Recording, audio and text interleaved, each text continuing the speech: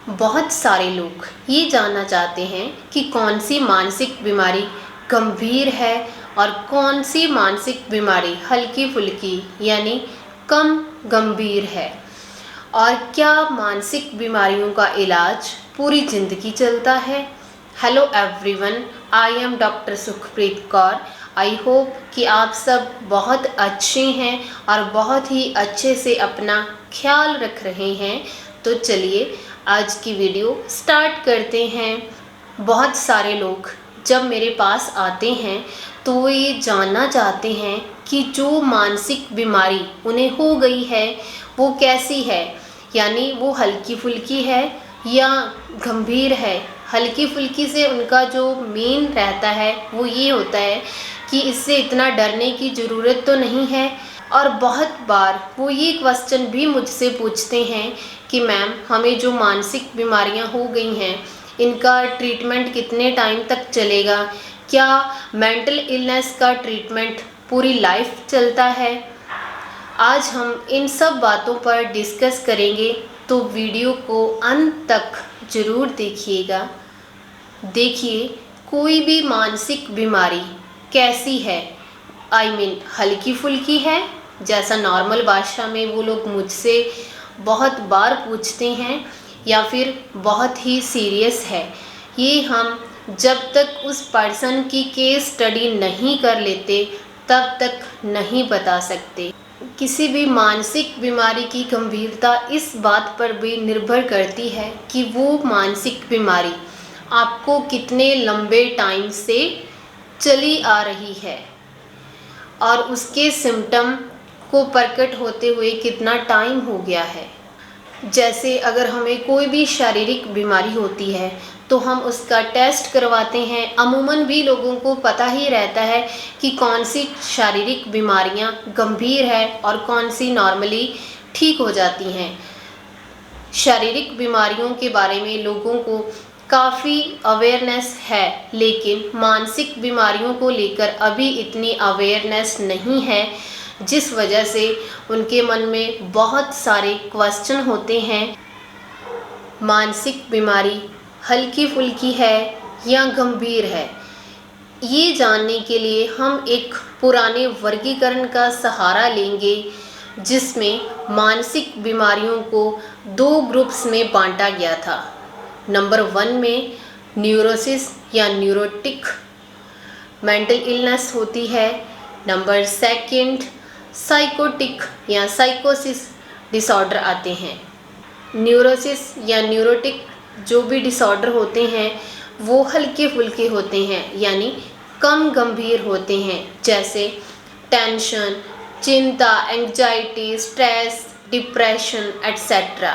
वहीं पर जो साइकोटिक डिसऑर्डर होते हैं उसमें वो सब बीमारियां आती हैं जिनमें व्यक्ति रियलिटी से कट जाता है और एक प्रकार के भ्रम में जीना स्टार्ट कर देता है, जैसे सीजोफ्रेनिया। सीजोफ्रेनिया भी एक बहुत ही सीवियर मेंटल इलनेस है। इसके अलावा बायोपोलर डिसऑर्डर, न्यूरोसिस डिसऑर्डर जो होता है उसमें व्यक्ति को ये अवेयरनेस होती है कि उसे कोई मानसिक बीमारी हो गई है और वो उसका इलाज कराने के लिए खुद हमारे पास आता है या खुद हमसे कांटेक्ट करता है और वो अपनी इस मानसिक बीमारी से छुटकारा चाहता है। वहीं पर साइकोटिक डिसऑर्डर में ऐसे व्यक्ति आते हैं जो खुद ये नहीं मानते कि उन्हें कोई मानसिक बीमारी हो गई है। इवन कई बार ये भी देखा गया है कि उनके फैमिली मेम्बर उनको पकड़कर लेके आते हैं, लेकिन जब उनसे पूछा जाता है उनकी बीमारी में तो वो बताते हैं कि हमें तो कोई बीमारी नहीं हुई, इन सबको बीमारी है जो हमें पकड़कर यहाँ लेके आए हैं। वो खुद नहीं मानते कि उन्हें किसी भी प्रकार की कोई मेंटल इलनेस हुई है। ऐसी सिचुएशन में उस व्यक्ति का ट्रीटमेंट करना भी कठिन हो जाता है। अगर किसी भी न्यूरोसिस डिसऑर्डर को टाइम से कंट्रोल नहीं किया जाता तो यही न्यूरोटिक डिसऑर्डर साइकोटिक डिसऑर्डर में कन्वर्ट हो जाता है। यानी जो बीमारियां कम गंभीर होती हैं, अगर हम उनका ट्रीटमेंट नहीं करते। बीमारी के बारे में आप किसी साइकोलॉजिस्ट से या साइकेट्रिस्ट से कंसल्ट नहीं करते और ऐसे ही बीमारी लंबे टाइम तक चलती रहे तो वो बीमारी साइकोटिक डिसऑर्डर में कन्वर्ट हो जाती है, यानी फिर वो गंभीर बीमारी का रूप धारण कर लेती है। अब हम बात करेंगे कि मानसिक बीमारियों के इलाज में कितना टाइम लगता है।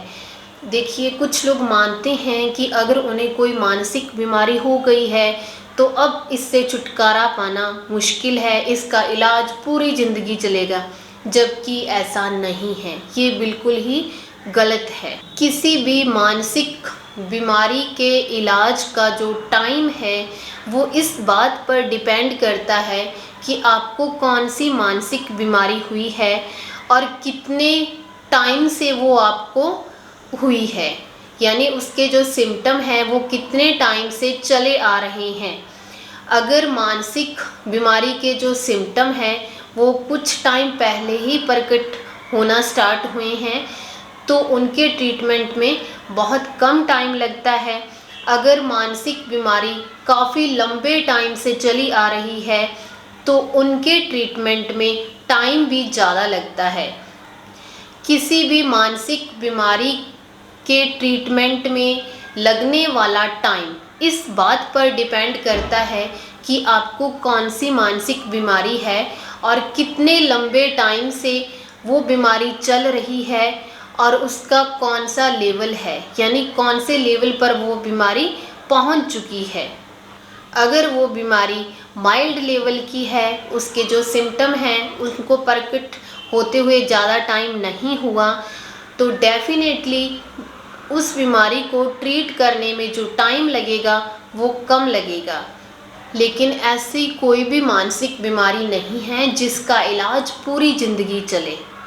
ये बिल्कुल एक गलत अवधारणा है कि मेंटल इलनेस को ट्रीट करने में पूरी लाइफ लग जाती है। अगर कोई बीमारी अभी न्यूरोटिक ही है, जैसे डिप्रेशन को ही ले लीजिए, डिप्रेशन स्टार्टिंग में जो रहता है वो न्यूरोटिक ही होता है और उसका जो सिम्टम है उसको अभी प्रकट हुए ज़्यादा टाइम नहीं हुआ, तो उसको आप 6 से 9 महीने के अंदर पूरी तरह से ख़त्म कर सकते हो।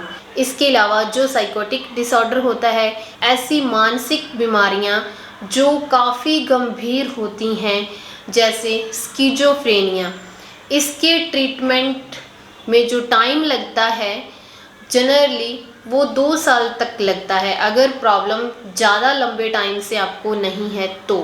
अगर प्रॉब्लम सालों से चली आ रही है तो उसके ट्रीटमेंट में टाइम भी ज़्यादा लगेगा।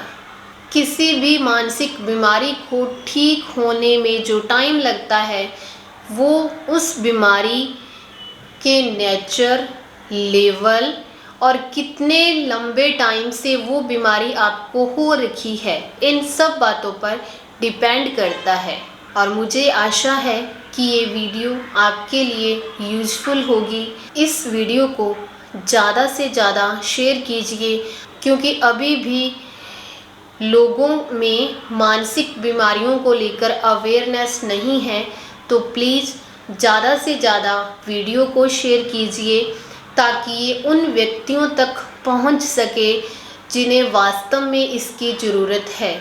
और अगर आप चैनल पर पहली बार विजिट कर रहे हैं तो चैनल को सब्सक्राइब करना ना भूलें और बेल को ऑल पर प्रेस कर दीजिए ताकि मेरे आने वाले वीडियो का नोटिफिकेशन आप तक पहुंच सके। मिलेंगे नेक्स्ट वीडियो में। Take care, bye bye, be happy.